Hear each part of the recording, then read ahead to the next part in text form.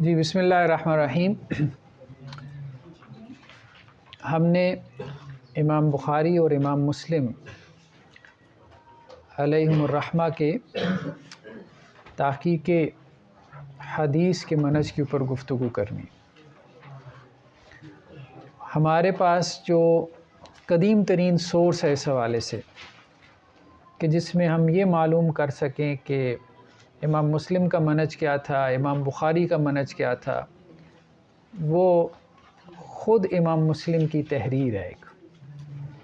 اس کے بعد پھر ہم دیگر کتابوں کی طرف بھی جائیں گے، لیکن سب سے پہلے ہم ایک پرائمری سورس کہ خود مصنف سے اگر ہمیں کوئی بات ملتی ہو تو سب سے پہلے تو ہم اس کو پڑھیں، اس کو ڈسکس کریں کہ پھر ہم دوسرے لوگوں سے سمجھیں کہ وہ کیا کہتے ہیں کہ امام بخاری کا منہج کیا تھا یا امام مسلم کا منہج کیا تھا۔ تو امام مسلم نے اپنی صحیح کا ایک مقدمہ لکھا ہے صحیح مسلم کے شروع میں۔ یہ بیسیکلی اصول حدیث کے حوالے سے چند مباحث کا تذکرہ ہے اور گہری بحثیں ہیں۔ صحیح مسلم کے مقدمہ میں امام مسلم نے 3 باتیں کہی ہیں، مطلب اگر میں اس کو سمرائز کروں، ابھی تو ہم پڑھیں گے تو شاید کئی ایک لیکچرز میں گفتگو چلے، لیکن اگر پہلے ہم اس کا خلاصہ نکال لیں تو پھر اس کے بعد ہم آگے گفتگو کرتے ہیں۔ پہلی بات تو انہوں نے یہ بیان کیا ہے کہ اپنی صحیح مسلم میں کس قسم کے راویوں سے حدیثیں لے کر آیا ہوں، مطلب کس کیٹیگری کی راوی، کس طبقے کے راوی جن کی حدیثیں میں نے صحیح مسلم میں جمع کی ہیں، ٹھیک ہے۔ تو ان راویوں کی مثالیں باقاعدہ بیان کر کے انہوں نے بیان کیا۔ بیسیکلی انہوں نے 3 درجے بیان کیے، امام مسلم نے 3 درجے بیان کیے راویوں کے، کہ ان 3 درجے کے راویوں کی حدیثیں میں اپنی کتاب میں لے کر آیا ہوں۔ اس کے بعد جو اگلے درجات کے ہیں نا تو وہ میں نے چھوڑ دیے، مطلب میرے نزدیک وہ راوی جو ہے وہ پایا ثبوت کو نہیں پہنچتے تھے یا ان کی روایت اس قابل نہیں تھی کہ میں اس کو اپنی کتاب میں لے کر آیا۔ تو اس سے ایک پتہ چل جاتا ہے کہ امام مسلم کے نزدیک جو ہے اپنی کتاب میں کسی حدیث کو شامل کرنے کا کیا معیار کیا تھا، کرائیٹیریا کیا تھا۔ تو ہم دیکھیں گے ان راویوں کی کچھ احوال بھی ہم کھنگالیں گے، دیکھیں گے باقاعدہ اچھا یہ راوی، تو جب تک ہم احوال نہیں کھنگالیں گے کیسے پتہ چلے گا صرف نام سے، ٹھیک ہے، کہ جی کس قسم کا راوی جو ہے وہ امام مسلم اپنی کتاب میں لے کر آتے۔ ایک تو بحث یہ بحث چھوٹی سی ہے، لمبا اس کو نہیں کیا امام مسلم نے۔ بقیہ جو 2 بحثیں ہیں ان کو امام مسلم نے کافی لمبا کیا ہے، ٹھیک ہے۔ ان میں سے ایک بحث بدعت کے حوالے سے ہے، بدعتی راوی جو ہے اس کی روایت کی کیا حیثیت ہے، اس کا کیا سٹیٹس ہے۔ یہ کافی لمبا چوڑا بیان ہے، مطلب ایک سے زیادہ اس کے اوپر ابواب امام مسلم نے باندھے ہیں۔ اور اس وقت جس قسم کی بدعتیں تھیں، مثال کے طور پہ جہمیہ تھے، اسی طرح خوارج تھے، اسی طرح روافض تھے، اسی طرح سے معتزلہ تھے، اسی طرح سے مرجئہ تھے، ان سب راویوں مطلب مرجی راوی یہ ہے، یہ رافضی ہے، یہ فلاں یہ فلاں، تو اس کی روایت ہم کیوں نہیں لیتے، ٹھیک ہے۔ تو اس بحث کو بہت تفصیل سے بدعتی راوی کی روایت کی بحث کو امام مسلم لے کر آئے کہ اس کے حوالے سے ان کا کیا منہج ہے، کیا طریقہ کار ہے۔ تیسری جو بڑی بحث ہے وہ ہے معنعن روایت، یعنی وہ روایت جس کے اندر عنعنہ ہو، ٹھیک ہے۔ معنعن روایت تو سمجھتے ہیں نا، ہاں، مطلب سارے بچوں نے پڑھی ہوئی ہے یا کچھ نے پڑھی ہوئی ہے معنعن روایت، یعنی جب کوئی راوی جو ہے وہ ان سے روایت کرے، ٹھیک ہے۔ اچھا، اب اس میں بھی 2 صورتیں ہوتی ہیں، یا تو راوی مدلس ہوتا ہے یا غیر مدلس ہوتا ہے۔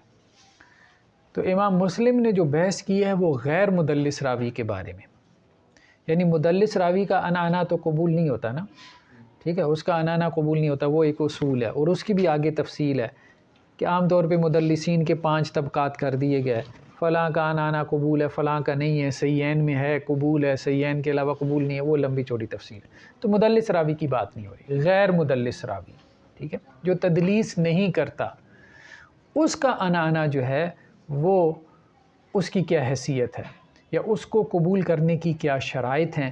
اور اس میں موقف عام طور پہ یہی ہے کہ امام مسلم نے جو اختلاف کیا وہ امام بخاری کی رائے سے اختلاف کیا، ٹھیک ہے۔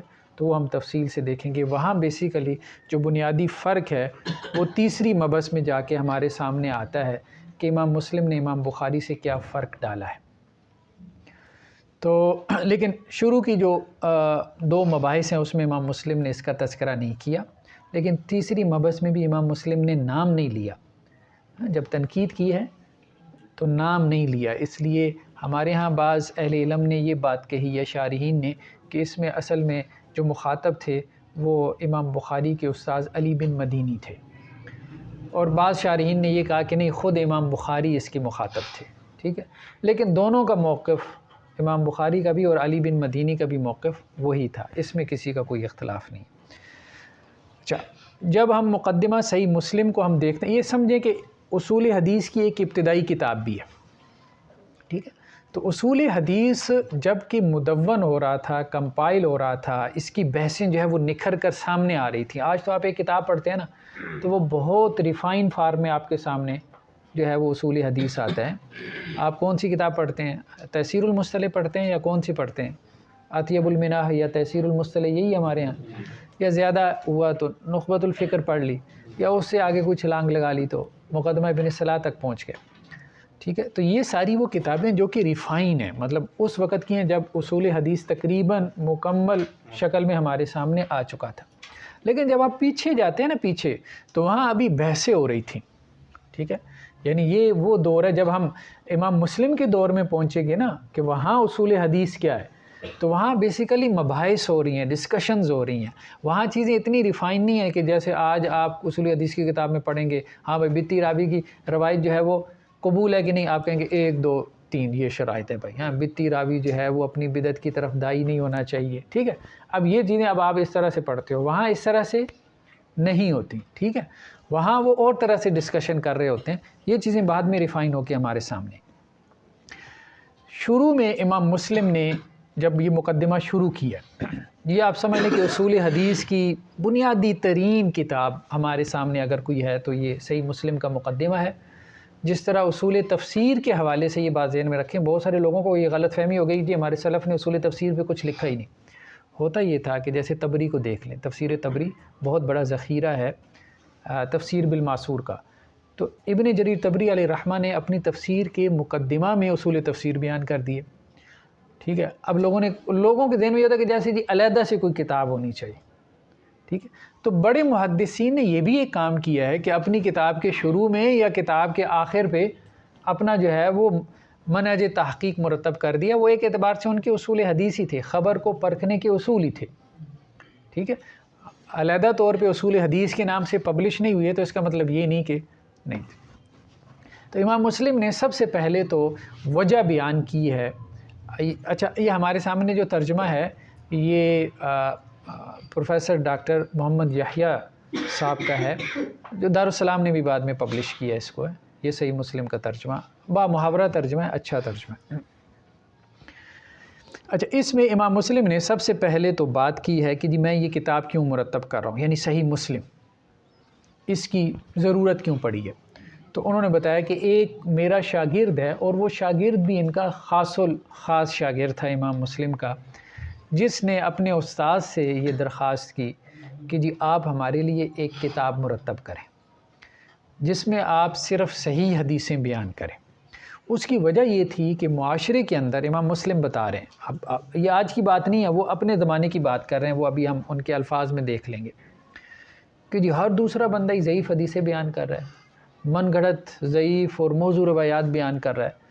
تو میرے شاگرد نے جب مجھے متوجہ کیا تو مجھے محسوس ہوا کہ یہ وقت کی بڑی اہم ضرورت ہے کہ صحیح احادیث کا ایک مجموعہ تیار کیا جائے. ٹھیک ہے، اب جب انہوں نے وہ صحیح حدیث کا مجموعہ تیار کرنا چاہا تو اب انہوں نے اپنی کتاب کے حوالے سے کہ کن اصولوں کے اوپر میں اپنی کتاب مرتب کروں گا، تو انہوں نے پھر اس پہ بھی بات شروع کر دی. تو سب سے پہلے جسے آپ کہتے ہیں نا وجہ تالیف، ٹھیک ہے، کہ مقصد تالیف کیا تھا، سبب تالیف کیا تھا صحیح مسلم کی، تو اس کا انہوں نے تذکرہ کیا ہے. تو یہ شروع میں ہی مخاطب ہوتے ہیں اپنے شاگرد سے کہ اللہ آپ پہ رحم فرمائے. ٹھیک ہے، تو مطلب جو آپ نے توجہ دلائی ہے اس حوالے سے کہ میں ایک ایسی حدیث کا مجموعہ تیار کروں جس میں ترغیب، ترہیب، ثواب، عقاب اور اس طرح کی جتنی بھی روایات ہیں ان کو میں جمع کر دوں، تو انشاءاللہ سے میں یہ کام اب کروں گا. اور دوسری بات کہ اس میں کوشش کروں گا کہ تکرار نہ ہو. ٹھیک ہے، کیونکہ تکرار جو ہے نا وہ علماء کے لیے تو فائدہ مند ہوتی ہے، عامت الناس اس سے اکتاہٹ محسوس کرتے ہیں، ٹھیک ہے، کیونکہ تکرار میں کیا ہوتا ہے، کوئی ایک دو الفاظ زیادہ ہو جاتے ہیں، یا عموماً جو کہا جاتا ہے نا کہ حدیثیں لاکھوں میں ہیں، تو اس سے کیا مراد ہوتی ہے حدیثیں لاکھوں میں ہیں، یا محدثین کو لاکھوں میں یاد ہوتی تھی، تکرار ہوتی تھی، تکرار میں بھی سندیں زیادہ ہوتی تھی، تو جب سندیں زیادہ ہو جاتی تھیں تو اس کو ایک اضافی حدیث سمجھ لیا جاتا تھا۔ اب ایک متن ہے وہ 20 سندوں سے مروی ہے، ایک عالم کو تو فائدہ ہوگا، بھئی فلاں راوی ہے، اس میں فلاں ہے، چلو یہ کمزور ہے، وہ ایک عام آدمی کو 20 سند ہیں، اس کو کوئی فائدہ نہیں، عام آدمی کو صرف متن چاہیے، ٹیکسٹ چاہیے۔ تو امام مسلم نے دوسری بات یہ کہی ہے، چونکہ یہ مجموعہ میں علماء کے لیے نہیں عوام الناس کے لیے مرتب کر رہا ہوں، تو اس لیے میں کوشش کروں گا کہ اس میں تکرار نہ آئے، لیکن اس کے باوجود صحیح مسلم میں تکرار ہے نا، تو اس کی وجہ امام مسلم نے یہ بیان کی کہ الا یہ کہ جب کوئی حدیث ریپیٹ کرنے سے، مکرر لانے سے کوئی غالب فائدہ یا کوئی اضافی فائدہ حاصل ہو رہا ہوگا تو پھر میں اس وقت جو ہے وہ اس کی تکرار کروں گا، باقی ممکن حد تک میں کوشش کروں گا کہ میں تکرار سے بچوں، ٹھیک ہے، لیکن اس کے باوجود ہم دیکھتے ہیں کافی زیادہ تکرار آ گئی۔ اس کا مطلب یہ ہے کہ اس زمانے میں تکرار بہت ہی زیادہ ہوتی تھی، ٹھیک ہے، جو آج ہمیں یہ بھی بہت زیادہ لگتی ہے۔ دوسری بات جو ہے، اچھا دو باتیں تو یہ ہو گئیں، اس کے بعد جو ہے نا اچھا یہ تو وہی انہوں نے بیان کیا اپنا تکرار کے حوالے سے۔ اب انہوں نے تیسری بات یہ کی ہے کہ کس قسم کے راویوں سے جو ہے وہ ہم حدیث نقل کریں گے، ٹھیک ہے، تو یہاں انہوں نے جو ہے وہ 3 قسم کے راویوں کا تذکرہ کیا، ٹھیک ہے۔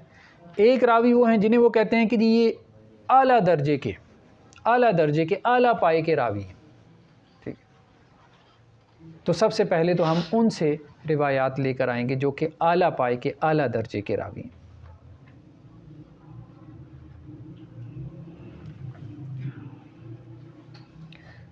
یا طبقہ اولیٰ کے راوی، ٹھیک ہے۔ دوسرا انہوں نے کہا کہ وہ راوی ہیں جو ثقہ تو ہیں لیکن طبقہ اولیٰ کی ثقاہت کو نہیں پہنچتے، ان کے حفظ کو نہیں پہنچتے، یعنی ان سے درجے میں کم ہیں لیکن ہیں وہ بھی ثقہ، یعنی آپ یہ کہہ لیں کہ ایک وہ ہیں جو کہ امامت کے درجے پہ فائز ہیں ثقاہت میں، اور دوسرے وہ ہیں جو محض ثقاہت کے درجے پر ہیں، تو دوسرے درجے میں ہم ان کی جو ہے وہ روایتیں لے کر آئیں گے۔ تیسرا انہوں نے کہا کہ ہم ایسے لوگوں سے بھی روایتیں لے کر آئیں گے کہ جن کا حفظ جو ہے یا جن کی ثقاہت میں کچھ کلام ہوگا،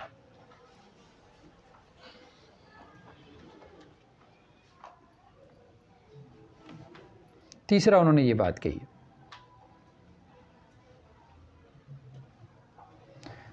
اچھا اب اس پہ جو شارحین ہیں ان میں اختلاف ہو گیا کہ پہلے 2 درجے سے تو امام مسلم نے روایت لی ہے، تو کیا تیسرے درجے کے راویوں سے بھی روایت لی ہے؟ تو بعض شارحین نے کہا کہ نہیں، انہوں نے تیسرے درجے کے راویوں سے روایت نہیں لی۔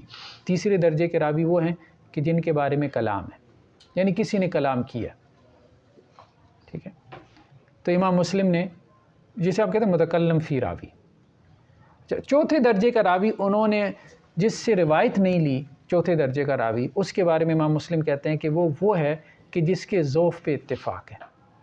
اب آپ سمجھ رہے ہیں تیسرے میں اور چوتھے میں کیسے فرق کریں، ٹھیک ہے۔ چوتھا وہ ہے کہ جس کے ذوف پہ اتفاق ہے محدثین کا، تو اس سے تو میں نے روایت نہیں لی، یہ امام مسلم نے واضح کی ہے۔ ہاں جس کے ذوف کے بارے میں اختلاف ہے، ٹھیک ہے، بعض راوی ایسے ہوتے ہیں نا جن کے بارے میں اختلاف ہو جاتا ہے، ٹھیک ہے، تو ان سے میں نے روایت لے لی ہے۔ یہ ایک بات امام مسلم نے صحیح مسلم کے مقدمہ میں کی، لیکن یہ جو بات ہے نا، اس کے بارے میں پھر 2 رائے ہو گئیں۔ بعض اہل فن کا کہنا یہ ہے کہ امام مسلم نے ان راویوں سے کوئی روایت اپنی صحیح مسلم میں بیان نہیں کی، کہا تو ہے کہ میرا یہ منہج ہے، لیکن عملاً ایسے ہی لائے نہیں، ہو سکتا ہے ان کو موقع نہ ملا، ٹھیک ہے۔ لیکن بعض شارحین نے کہا کہ نہیں، وہ ایسے راویوں سے بھی روایت لے کر آئے ہیں لیکن تابع اور شاہد کے طور پہ، ٹھیک ہے، متابعت میں، سمجھتے ہیں نا متابعت، ٹھیک، ہاں، نفس مسئلہ یا اصل مسئلہ کے اس بات کے لیے وہ پہلے 2 درجے کے راویوں سے روایت لے کر آتے ہیں، اور تیسرے درجے کے راوی جن کے بارے میں کوئی اختلاف مروی ہو ان کی صحت و ضعف کے حوالے سے، ٹھیک ہے، ان کی جرح و تعدیل کے حوالے سے، تو اس کے بارے میں امام مسلم جو ہے وہ پھر متابعت میں حدیث لے کر آتے ہیں۔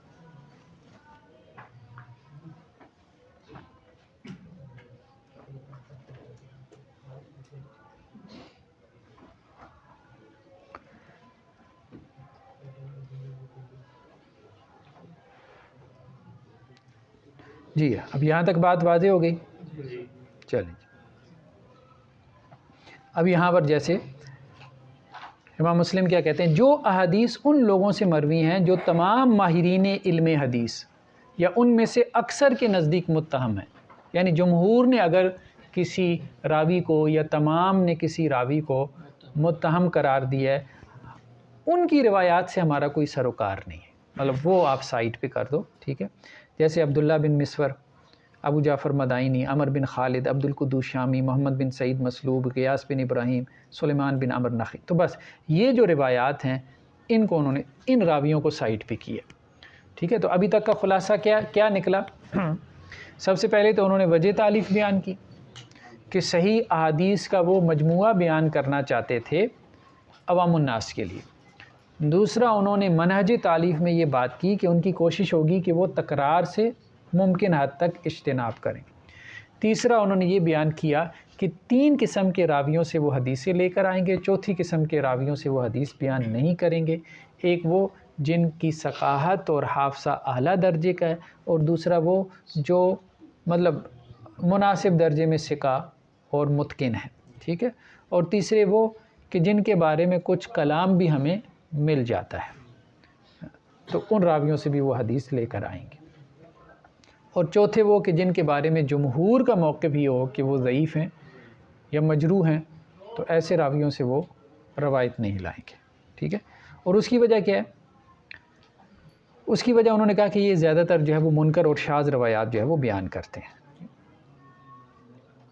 تو اس قسم کے آگے چلیں، ہم آگے چلتے ہیں، خیر بہرحال یہ تو ایسی لمبی چوڑی بحث ہوگی اس حوالے سے،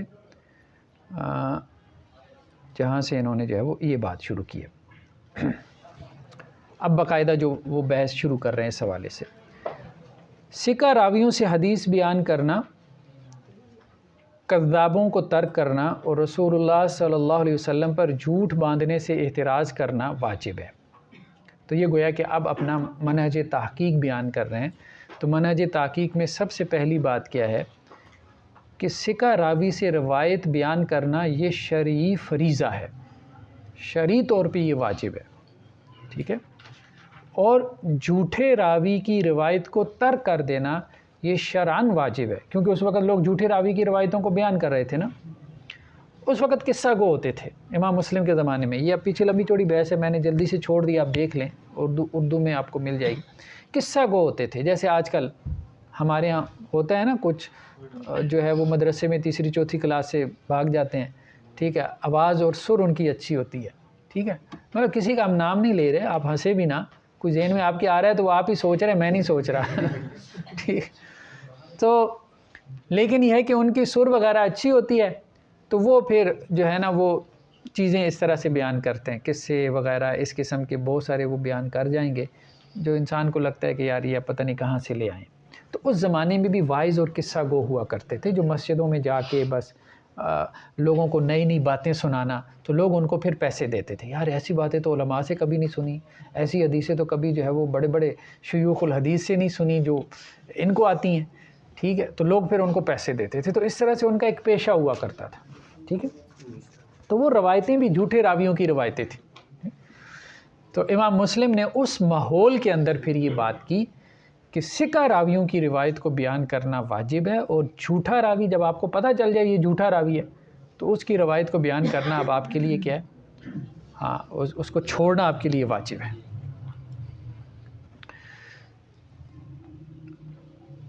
جی، تو اس بارے میں ہم نے جو کہا اس کے برعکس کو یہاں تو انہوں نے وہ قرآن مجید کی جو ہے نا وہ آیت بیان کی ہے کہ اگر تمہارے پاس کوئی فاسق آ جائے خبر لے کر تو تم اس کی کیا کرو، تحقیق کر لیا کرو، ٹھیک ہے۔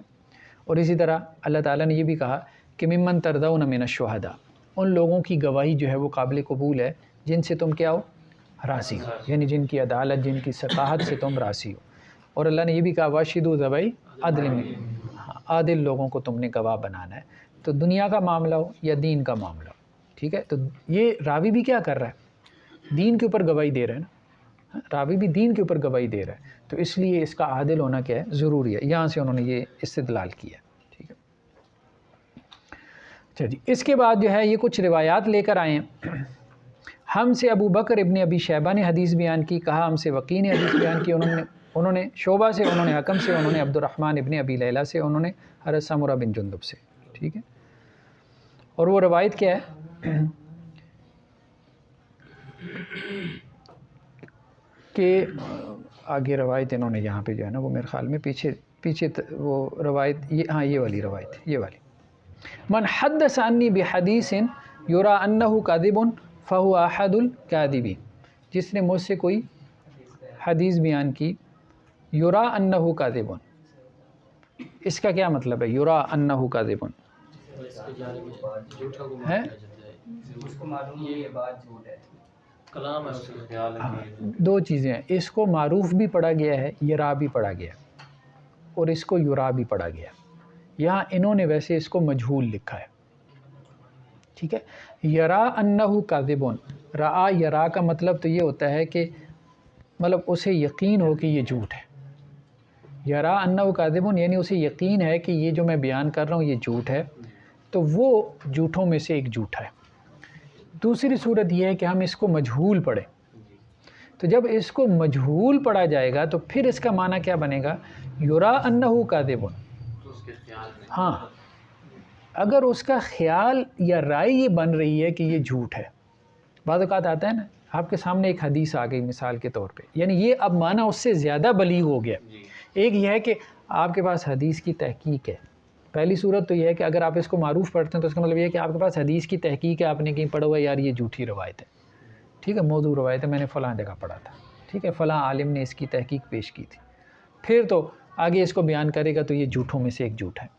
دوسری صورت یہ ہے کہ آپ کے پاس تحقیق نہیں ہے، لیکن وہ روایت آپ کے سامنے آئی، تو بعض اوقات ایک روایت ہمارے سامنے آتی ہے اور حدیث کے ساتھ اگر ہمارا شغل ہو یا شغف ہو تو پہلی نظر میں ہم کہتے ہیں یار ایسی روایت نہیں ہو سکتی، ایسی انسان کے دل میں یار نہیں، ممکن نہیں ہے، تحقیق آپ بعد میں کریں گے لیکن آپ کو ویسی دل میں یہ بات آتی، تو یہ وہ والی بات ہے یرا انہ کاذب۔ اگر اسے یہ خیال بھی پیدا ہو جائے نا، اسے یہ گمان بھی پیدا ہو جائے کہ یہ جھوٹ ہے، تو اب وہ کہے چلو یار کوئی تحقیق تو نہیں نہ کی ہوئی، آگے بیان کر دیتے ہیں، بعد میں دیکھ لیں گے، ٹھیک ہے۔ تو پھر ایسی صورت میں اس کا معنی یہ بنے گا کہ فہو احد الکاذبین، ایسی صورت میں بھی وہ جھوٹوں میں سے ایک جھوٹ ہے، ٹھیک ہے۔ تو امام مسلم کے زمانے میں نے بتایا کہ منکر روایات کا بہت زیادہ رواج تھا۔ منکر روایات سمجھتے ہیں؟ منکر روایت جن میں نکارت ہو، نکارت یعنی اجنبی پن، عجیب و غریب قسم کی روایتیں لے کر آنا، چونکہ اس زمانے میں حدیث بہت پھیل چکی تھی، بڑے بڑے ائمہ محدثین کا زمانہ ہی وہی ہے، حدیث کی کتابیں اسی دور میں مدون کی جا رہی ہیں، تو اب لوگوں کے پاس یہ تھا کہ یار لوگوں ہمارے پاس کیوں آئیں، ٹھیک ہے، تو آپ کوئی نئی چیز پیش کرو گے، نئی پروڈکٹ لے کے آؤ گے تو تبھی تو لوگ آپ کے پاس آئیں گے نا، تو وہ پھر عجیب و غریب قسم کی روایتیں بیان کرتے تھے، منکر روایات بیان کرتے تھے۔ تو امام مسلم نے بیسیکلی اس کے اوپر جو ہے یہ زد لگائی ہے کہ منکر جو روایت ہوتی ہے نا، پہلی نظر میں ہی جب کسی محدث کے سامنے آتی ہے تو وہ کہتا ہے نہیں، تو اس لیے عوام الناس کے اندر انہوں نے ایک شعور بھی پیدا کیا ہے کہ دیکھو ایک ہے حدیث کی تحقیق، وہ تو چلیں ہوتی رہے گی اور تم اس تک پہنچ بھی جاؤ گے، لیکن کم از کم تمہارے اندر اتنا شعور تو ہونا چاہیے کہ ایک بات تمہارے سامنے آئی ہے، رسول اللہ صلی اللہ علیہ وسلم کی طرف منسوب کی جا رہی ہے، تو اسے سنتے ہی تمہارا دل و دماغ یہ کہہ اٹھے کہ یار نہیں، یہ اللہ کے رسول کی بات لگتی نہیں ہے، اتنا تو تمہیں مطلب دین کے ساتھ تعلق، وابستگی اور لگاؤ ہونا چاہیے، تو یہ وہ بات یہ کر رہے ہیں، اور جب تمہیں یہ لگے تو پھر اس کے بعد تم اس روایت کو آگے نہ بیان کرو اور نہ اس کو سنو.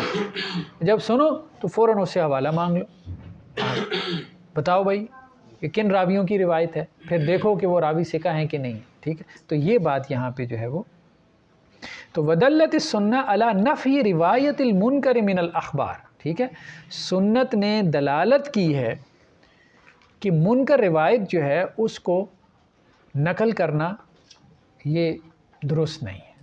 تو یہاں پہ یہاں سے انہوں نے جو ہے وہ استدلال کیا نا، یرا انہ کاذب. ٹھیک ہے، کہ اسے خیال ہوتا ہے کہ وہ روایت کیا جھوٹ ہے. تو یہ کس روایت کے بارے میں ہمیں خیال آتا ہے؟ جو ہمیں عجیب لگتی ہے اور اسی کو منکر کہتے ہیں.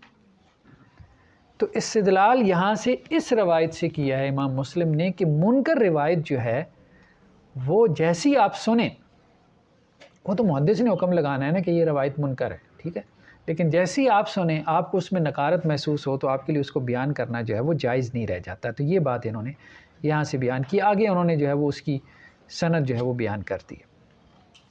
دوسری چیز، باب تغلیظ الکذب علی رسول اللہ. اللہ کے رسول صلی اللہ علیہ وسلم پر جھوٹ باندھنے میں جو ایک سخت حکم ہمارے پاس آیا ہے. ٹھیک ہے، تو آپ علیہ السلام نے کیا فرمایا؟ انہوں نے مطلب حدیث بیان کر کے لا تکذبوا علیہ، میرے اوپر جھوٹ مت بولو، فإنہ من یکذب علیہ یلج النار، کہ جو میرے اوپر جھوٹ باندھے گا تو وہ جہنم میں جائے گا. تو اللہ کے رسول صلی اللہ علیہ وسلم کے اوپر کتنے لوگ جھوٹ باندھ رہے ہیں؟ ایک وہ جو حدیث وضع کر رہا ہے، اور دوسرا تو بیان کا. یہ اصل میں نقطہ ہے. بیان کرنے والا سمجھتا ہے کہ میں نے جھوٹ باندھا. ٹھیک ہے، تو وہ بھی رسول اللہ صلی اللہ علیہ وسلم کے اوپر جھوٹ باندھ رہا ہے. جو بیان کرنے والا ہے قصہ گو، ٹھیک ہے، وائس. ایک تو وہ ہے جو گھڑ کے فارغ ہو گیا، وہ تو ٹھیک ہے اپنا انعام پا لے گا. تو یہ جو احتیاط نہیں کر رہا اور ضعیف اور موضوع روایتوں کو بیان کر رہا ہے، تو یہ تو چونکہ اس زمانے میں یہ ٹرینڈ بہت چل پڑا تھا، تو اس لیے پھر امام مسلم نے اپنے مقدمے میں یہ اس قسم کی چیزیں وہ لے کر آئے. اور وہ من تعمد علیہ کذبا فلیتبوأ مقعدہ من النار ہے، جس نے جانتے بوجھتے میرے اوپر جھوٹ گڑا تو وہ اپنا ٹھکانہ جو ہے وہ جہنم میں بنا لے. ٹھیک ہے، تو یہ روایات تو ہیں جانتے بوجھتے والی روایات ہیں. ٹھیک ہے، لیکن کچھ روایات میں جانتے بوجھتے کا تذکرہ نہیں ہے. فإنہ من یکذب علیہ، اس میں تعمد کا ذکر نہیں ہے. ٹھیک ہے، اور پیچھے ایک روایت ہم نے دیکھی یرا انہ کاذب، خیال بھی پیدا ہو جائے نا. ٹھیک ہے، تو پھر بھی انسان کو اس سے بچنا چاہیے، پھر بھی اس سے بچنا چاہیے کہ آپ علیہ السلام کی طرف کسی جھوٹ کی نسبت نہ ہو جائے. ٹھیک ہے، تو یہ بات انہوں نے یہاں پر کی. ہمیں قاعدہ ہے کہ جو بات عرف میں مشہور ہو جائے تو اس کا حکم کمزور ہو جاتا ہے. تو کچھ روایات ہیں اب ہمارے ہاں کہ جو ہمارے بڑے علماء کرام گزر چکے انہوں نے بیان کی تھی، آج علماء کرام ان کو بیان کر رہے ہیں. تو ہم اس طرح کہہ سکتے ہیں کہ وہ روایتیں لوگوں کے اندر بیان کی جائیں اس حکم کے تحت. نہیں سمجھ نہیں، وہ روایتیں کیسی تھیں؟ پہلی بات تو یہ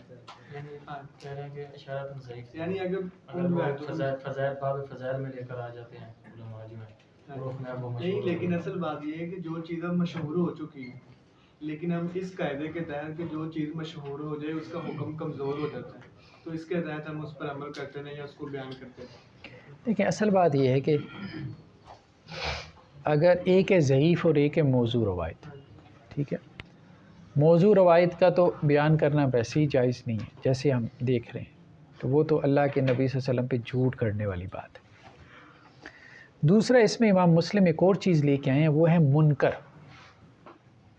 اچھا، امام مسلم کا انداز یہ ہے کہ منکر روایت بیسیکلی موضوع ہی ہوتی ہے، یعنی اس کی جو نکارت ہے نا، اس کا جو اجنبی پن ہے، وہ کھل کھل کے ہمیں یہ بتا رہا ہوتا ہے کہ یہ رسول اللہ صلی اللہ علیہ وسلم کی بات نہیں ہو سکتی. تو اس میں تقریباً کنفرم ہوتا ہے کہ یہ آپ علیہ السلام کی بات نہیں ہے.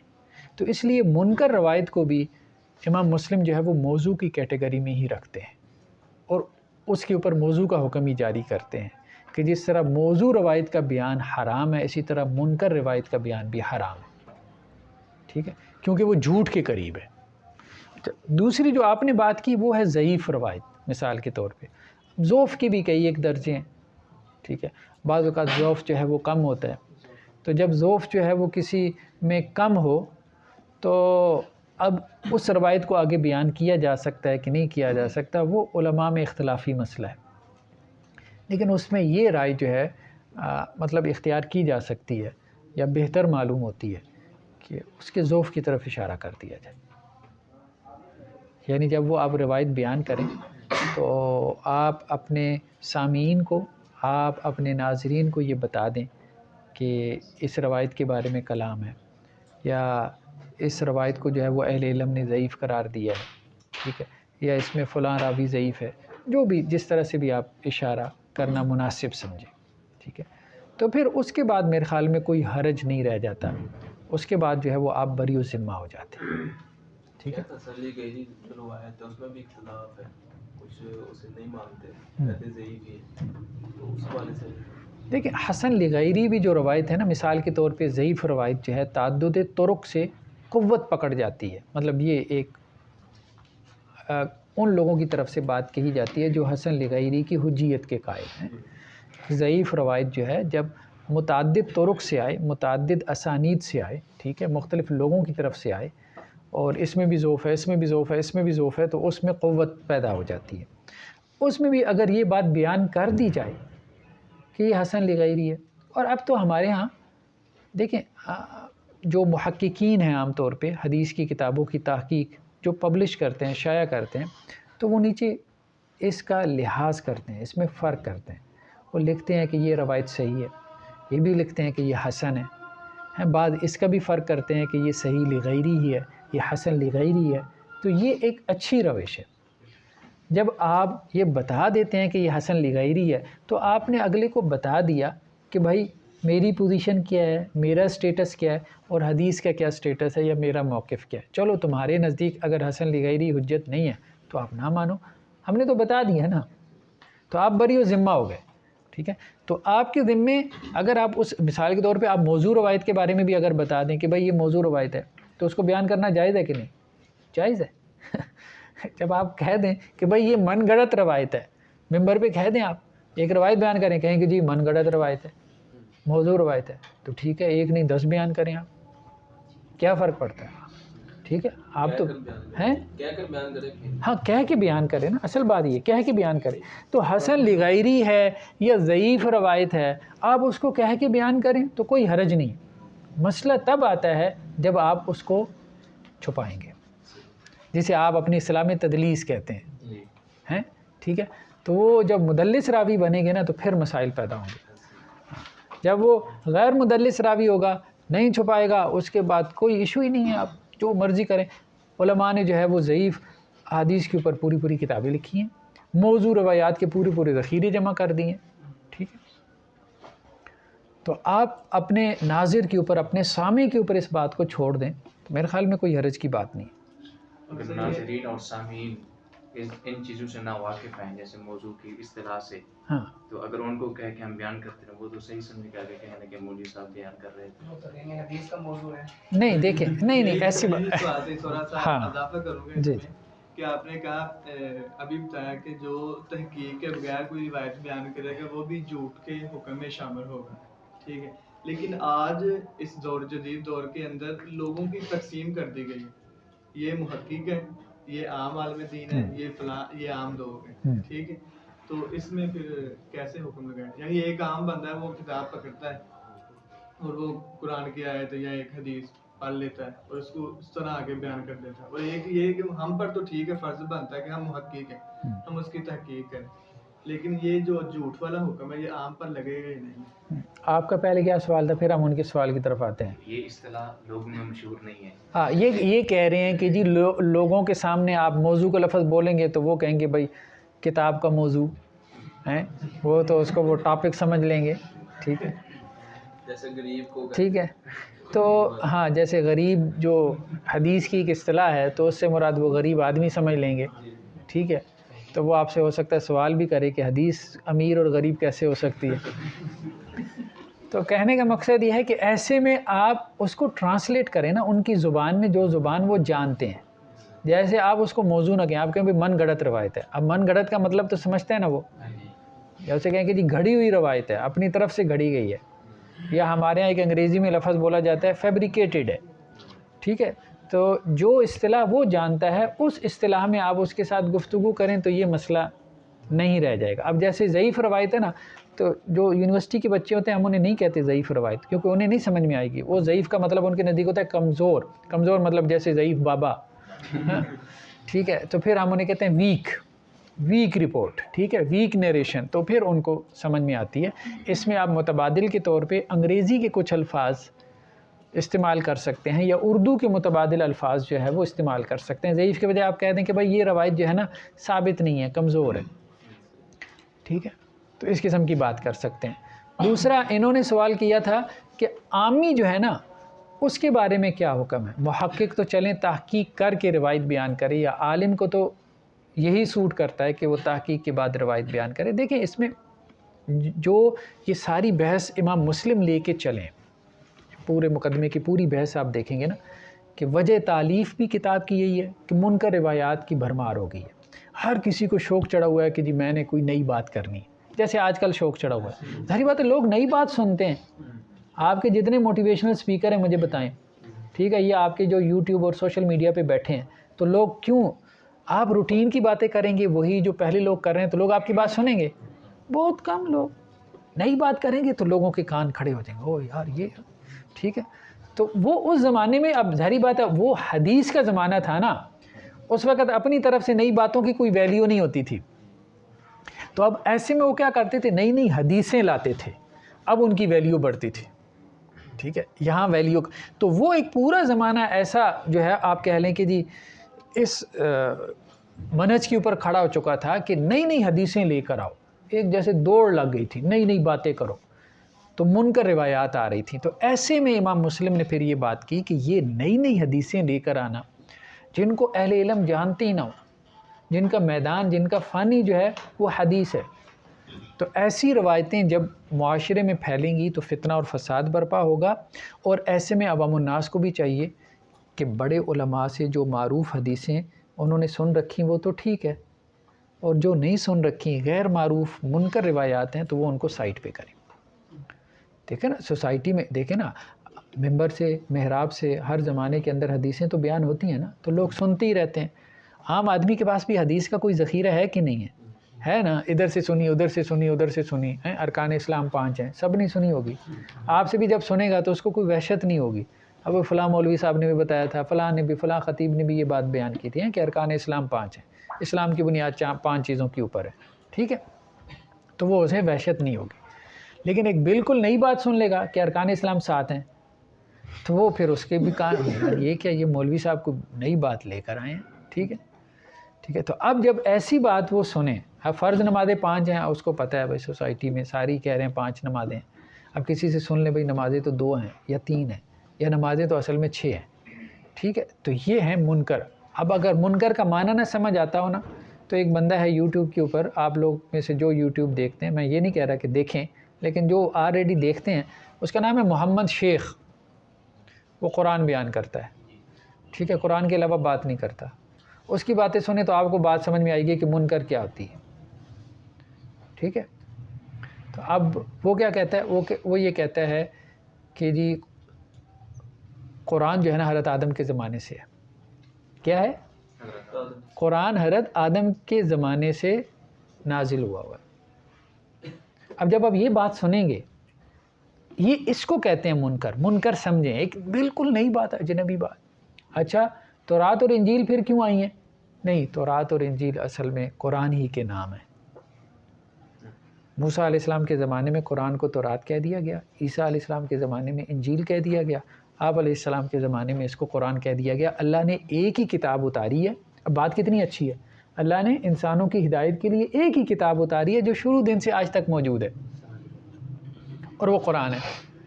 ٹھیک ہے، آدم علیہ السلام سے لے کے تمام نبیوں کی کتاب یہی تھی. بات تو اب یہ بات وہ لوگ واہ واہ واہ واہ واہ کریں گے، وہ یار یہ بات تو پہلے کبھی سنی نہیں، قرآن آدم علیہ السلام کے زمانے، قرآن کی اہمیت ہی بڑھا رہا ہے قرآن کی اہمیت ہی بڑھا رہا ہے، ٹھیک ہے. تو اور یہود و نصارہ کو بھی کہہ رہا ہے کہ اصل تو کتاب یہ تم نے اپنی طرف سے، وہ یہی کہتا ہے ان کو، یہ کتابیں تو تم نے اپنی طرف سے گاڑ لی ہیں، اصل کتاب تو یہ قرآن ہی ہے، اس کو فالو کرو، ٹھیک ہے. تو اب وہ کچھ مسلمان ہیں جن کے پاس علم نہیں ہے، وہ واہ واہ کرنا شروع کر دیتے ہیں، وہ دیکھو جی کیا دلیل لے کر آئے، ٹھیک ہے.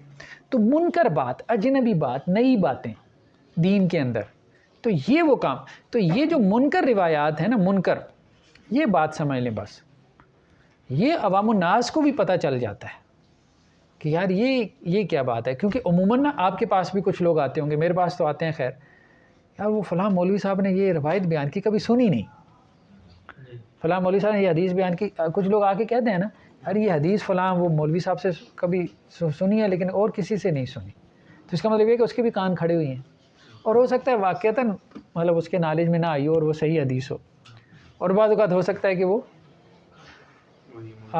منکر روایتی ہو، کوئی روایت ہو ہی نہ. تو منکر روایت تو جو ہے نا، اس کے بارے میں ہمیں عوام میں بھی یہ شعور بیدار کرنا ہے کہ اس قسم کی جو روایتیں ہیں نا، ٹھیک ہے، تو ان سے جو ہے وہ پرہیز کرنا ہے، ان سے اجتناب کرنا، ان کو آگے بیان نہیں کرنا. سیدھی سیدھی روایتیں سمجھ میں بھی آتی ہیں، ٹھیک ہے. عجیب و غریب قسم کی روایت آپ کے سامنے آئے گی نا، عجیب و غریب باتیں، تو آپ ذوالقرنین کون تھے؟ ایک صاحب، ان کا کہنا یہ کہ ذوالقرنین جو ہے نا وہ مریخ سے آئے تھے. کہاں سے آئے تھے؟ مارس سے. مریخ سمجھتے ہیں نا، یعنی اس زمین کی مخلوق ہی نہیں، ہاں خلائی مخلوق، ایلینز، ٹھیک ہے. لوگ اس قسم کی باتیں کرتے رہتے ہیں، ٹھیک ہے. تو وہ قرآن میں بھی کرتے ہیں، وہ حدیث میں بھی کرتے ہیں. تو ایسے لوگوں سے جو ہے وہ ان کی باتوں سے بچ کر رہنا. اصل بات یہ ہو رہی ہے، اس وقت زیادہ لوگ یہ حدیث کے اندر بات کر رہے تھے، ٹھیک. تو یہاں پہ یہی بات کہی گئی، ان کاذبا علیہ لیس کاذب علی احد، کہ نبی کریم صلی اللہ علیہ وسلم پہ جھوٹ بولنا یہ عام آدمی پہ جھوٹ بولنے کی طرح اس کا معاملہ نہیں ہے، ٹھیک ہے. یہ دین کا معاملہ ہے، تو اس میں بہت احتیاط کی ضرورت ہے. تو اس چیپٹر کا جو خلاصہ ہے نا، یہ بات جو ہے، اس کا خلاصہ، اگر یہ باب جو ہے خلاصہ دو باتوں میں ہے. ایک تو آپ کو کنفرم ہے کہ جھوٹی روایت ہے، موضوع آپ کے لیے آگے بیان کرنا حرام ہے. دوسرا، آپ کو کنفرم نہیں ہے لیکن آپ کو لگتا ہے جھوٹی روایت ہے، کنفرم نہیں ہے، لگتا ہے، پھر بھی آگے بیان کرنا ایسا ہی ہے کہ جیسے آپ جھوٹوں میں سے ایک جھوٹ ہے.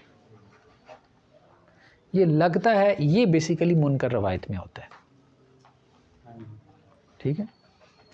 یہ منکر روایت میں ہوتا ہے. تو بیسیکلی دو چیزوں کو موضوع بنایا امام مسلم نے کہ موضوع روایتوں سے بچو اور منکر روایات کے بیان سے بچو، تو صحیح روایات کے اوپر آپ آ جاؤ گے. منکر ضعیف کی ایک قسم ہے، آپ نے اصول حدیث میں پڑھا ہوگا، ضعیف کی ایک قسم ہے، ٹھیک ہے. مطلب ضعیف کی ایسی قسم ہے جو موضوع کے قریب ہے، یوں کہہ سکتے ہیں.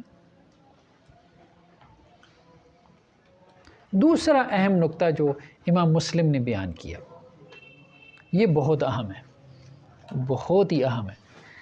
باب النہی عن الحدیث بکل ما سمع، ہر سنی سنائی بات بیان کرنے کی ممانعت. تو اس میں وہ کون سی روایت لے کر آئے ہیں کہ آپ علیہ السلام نے فرمایا کفا بالمرء کاذبا ان یحدث بکل ما سمع، کسی آدمی کے جھوٹا ہونے کے لیے اتنا کافی ہے کہ جو سنا ہے اس کو آگے. اب یہ جو سنا ہے اس میں مراد دین کی بات ہے یا دنیا کی بھی؟ دنیا کی کیوں نہیں ہو سکتی؟ ما سامعہ، ما سامعہ کا کیا مطلب ہے؟ ہاں ہاں، تو آپ اصول فقہ تو آپ نے پڑھی ہوگی نا، تو عموم کی صیغوں میں ما ہے کہ نہیں ہے؟ جب آپ عام پڑھتے ہیں، عام خاص پڑھتے ہیں نا، مطلق مقید، ٹھیک ہے، تو عموم کے صیغے آپ پڑھتے ہیں، ٹھیک ہے. تو اس میں مائے موصولہ بھی ہے. جو بھی اس نے سنا، ٹھیک ہے، اس کو آگے بیان کر دے تو یہ اس کے جھوٹا ہونے کے لیے کافی ہے. تو مراد کیا ہے پھر؟ جو سنا ہے اس کو آگے بیان نہیں کر سکتے. ہماری پہلی جو دلیل تھی وہ امام مسلم رحمۃ اللہ کے فقہ سے وہ دین کے متعلق تھی. اب یہ والی حدیث صرف دین اور دنیا کے متعلق اس حال لگائی گئی تھی. صرف یہ مقصد نہیں ہے کہ آپ دین کی بات کو آگے شیئر کریں، بلکہ دنیا کی باتیں بھی آپ نے گھر میں سے بچانی ہے، سنے ہاں یہ اہم نقطہ ہے، یہ اہم نقطہ ہے. ٹھیک ہے، آگے کیا روایت ہے؟ بحسب المرء من الکذب ان یحدث بکل ما سمع. آدمی کے جھوٹا ہونے کے لیے کافی ہے کہ جو سنے اس کو آگے بیان کر دے. ٹھیک ہے، یہ رویہ جو ہے اب امام مسلم یہ کہہ رہے ہیں یہ رویہ صرف اللہ کے رسول صلی اللہ علیہ وسلم کے حوالے سے نہیں. آپ یوں سمجھ لیں کہ آپ نے کسی اور عالم کے بارے میں کوئی بات سنی کہ یار اس کا یہ موقف ہے، کسی نے آپ کو بتایا فلاں عالم یہ کہتے ہیں، ابن حزم کا یہ موقف ہے، آپ نے خود نہیں پڑھا، آپ آگے بیان کر دیں. ٹھیک ہے، سنی سنائی بات بیان کر رہے ہیں، سیدھی سی بات ہے. سب سے زیادہ مجھے بتائیں غلط فہمیاں کس سے پیدا ہوتی ہیں؟ ٹھیک ہے، آپ مجھ سے باتیں سنتے ہیں. اہل حدیث کا تو یہی منہج تھا نا. اہل حدیث تو کتابیں کھلواتے تھے، یہی تھا نا. ہمارے دور میں تو کتابیں کھلواتے تھے. ٹھیک ہے، اب اہل حدیث بھی اس طرف چل پڑے ہیں، بس استاد سے سن لیا، میں نے کہہ دیا، آپ نے مان لیا کہ جی ایسا ہی ہوگا. مطلب کتنے اہل حدیث ہیں جو استاد جو پڑھاتا ہے اس کو جا کے کتاب کھول کے چیک کرتے ہوں، کراس ویریفائی کرتے ہوں. ٹھیک ہے، ماشاءاللہ بہت اچھا کرتے ہیں. ٹھیک ہے، کبھی نہیں کیا نا. تو اب کیا ہوگا؟ ایک یقین چل پڑے گا. اچھا ضروری نہیں استاد جھوٹا ہو، ضروری نہیں. استاد کو غلط فہمی بھی ہو سکتی ہے. ہو سکتا ہے جب آپ پڑھیں تو آپ اور نظر سے پڑھیں، استاد نے اور نظر سے پڑھا. ہو سکتا ہے استاد کے جذبات اور تھے، آپ کے جذبات اور ہوں. ہیں خیر کچھ بھی ہو سکتا ہے، نظریاتی اختلاف بھی ہو سکتا ہے. ٹھیک ہے، فہم کا اختلاف بھی ہو جاتا ہے. ایک ہی عبارت کو، ٹھیک ہے، ایک عالم کی عبارت کو مختلف لوگ مختلف طرح سے انٹرپریٹ کر سکتے ہیں نا. تعبیر مختلف ہو سکتی ہے. ہو سکتا ہے آپ پڑھیں تو آپ کہیں نہیں جی وہ یہ نہیں کہنا چاہ رہے، یہ کہنا چاہ رہے. ٹھیک ہے، تو یہ چیز اس میں ہمارا بہت زیادہ جو ہے آپ کہہ لیں کہ جی اس وقت کوتاہی ہو رہی ہے اس معاملے میں کہ جو استاد سے سنا ہے نا یہ صحیح بات ہے، سنی سنائی بات ہے. جب تک آپ نے ایک تو حدیث کی تحقیق کرنی ہے، اور جو استاد سے سنا ہے آپ نے فقہ سنی ہے، اصول حدیث سنی ہے، اصول تفسیر سنی ہے، کسی عالم کا کسی فقیہ محدث کا موقف سنا ہے، جب تک کتاب کھول کے آپ نے تصدیق نہیں کی آپ آگے بیان کر رہے ہیں، آپ سنی سنائی بات بیان کر رہے ہیں. ہاں یہ تو ہم کتاب میں پڑھ رہے ہیں نا، یہ تو ہم اس لیے کتاب کھول کے پڑھ رہے ہیں کہ امام مسلم نے یہ کہا بھی ہے کہ نہیں کہا ہے. ٹھیک ہے، تو یہ اہم چیز ہے. یہ تحقیقی مزاج پیدا ہی اس سے ہوتا ہے. اب مثال کے طور پہ میں آپ کو بات کہتا ہوں، علامہ البانی علیہ رحمہ نے صحیحین کی 30 حدیثوں کے اوپر کلام کیا ہے اور ان کو ضعیف قرار دیا ہے. اب یہ میں نے بات کہہ دی، ہم نے کہا یار آپ نے بات ٹھیک ہے سن لیا، آپ نے کہا ٹھیک ہے یار، حافظ زبیر صاحب نے بات کی، استاد نے کی ہے، آپ نے آگے پھر اسی طرح سے اپنے شاگردوں کو بتانا ہے، اس نے اپنے شاگردوں کو بتانا ہے. ٹھیک ہے، یہ کام ہمارے ہاں ہو رہا ہے. صحیح بات کی ایسا ہی ہو رہا ہے نا. یہ نہیں ہونا چاہیے. آپ جب تک وہ 30 کی تعداد پوری نہ کر لیں خود جا کے. اچھا میں آپ کو یہ بھی دکھا دوں، حافظ زبیر علی زئی صاحب نے لکھا ہے کہ جی علامہ البانی علیہ رحمہ نے، وہ کتاب میں ابھی کھول کے دکھا دوں، علامہ البانی علیہ رحمہ نے صحیحین کی 30 روایتوں پہ کلام کیا. پھر بھی ماننا ہے؟ نہیں. ٹھیک ہے، تحقیق کرنی ہے. ان دونوں کے اندر اختلاف ہو جاتا ہے، جس کو امام البانی صاحب نے صحیح کہا ہوتا ہے ان کو صحیح صاحب نے وہ صحیح قرار دیا. ٹھیک، تو وہ بات ٹھیک ہے، لیکن یہ ہے کہ ایک عالم کوئی بات لکھ رہا ہے. مثال کے طور پہ حافظ زبیر علی زئی علیہ رحمہ ایک محقق ہیں، وہ یہ بات لکھتے ہیں کہ علامہ البانی نے صحیح بخاری صحیح مسلم کی 30 یا ان روایتوں کو ضعیف قرار دیا ہے تو آپ کو کراس ویریفائی کرنا چاہیے کہ نہیں؟ بس یہ بات ہے، یہ ہے اصل میں تحقیقی مزاج. یہ حدیث کے علاوہ بھی ہمیں چاہیے، حدیث کے علاوہ بھی چاہیے. ہم اصل میں کیا کرتے ہیں، کسی کے بارے میں کچھ بھی سنتے ہیں کہیں سے بھی ہم اپنا موقف پکا کر لیتے ہیں، اور اس وجہ سے بہت سی غلط فہمیاں کسی کے بارے میں بھی، ٹھیک ہے، وہ پیدا ہو جاتی ہیں. تو یہ بہت ضروری ہے آپ کی زندگی میں. اگر کوئی لوگ موجود، براہ راست جا کے ان سے پوچھ لیں کہ بھائی آپ کا اس حوالے سے کیا موقف ہے. ٹھیک ہے، میرے پاس کچھ لوگ آتے ہیں، ہاں جی آپ کا یہ موقف ہے. میں کہتا ہوں نہیں میرا تو نہیں فلاں سے سنا ہے. بھائی فلاں سے کیوں سنتے ہیں، مجھ سے سن لو. میں زندہ ہوں، مجھ سے سن لو کہ میں کیا کہتا ہوں. نہیں فلاں یہ، اب اس کو چھوڑ دو. اچھا وہ پھر نہیں فلاں یہ کہ بھائی فلاں، جب میرا موقف ہے تو مجھ سے سنو، میں موجود ہوں. اتنی بات نہیں لوگوں کو سمجھ میں آتی. وہ کہتا نہیں فلاں سے سن لیا ہے وہ زیادہ معتبر ہے براہ راست آپ سے سن لیں. ٹھیک ہے، کیونکہ وہ فلاں کی شخصیت اس کے نزدیک بہت معتبر ہو گئی ہے. یہ تو سننے میں ہو گیا کہ تحقیق کرنے جا کے اصل بندے سے جو تحریر میں آ گیا، ہاں اس کا کیا حکم ہے؟ نہیں، ایک تو کسی بندے کی اپنی تحریر ہے نا، تو اس کا موقف ہو گیا، ثابت ہو گیا.